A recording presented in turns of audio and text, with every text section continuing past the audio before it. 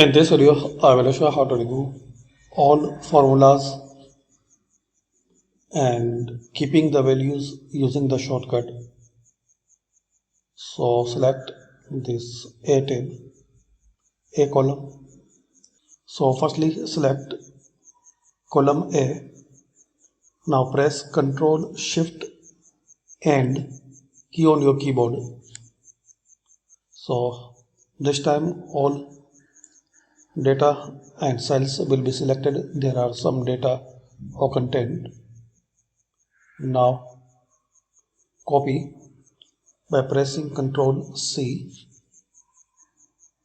Now press Ctrl Alt V and here select values, or again press V, then click on OK and press enter. So as we can see, all formulas are removed, just we have the value. So this is the way you can remove all formulas.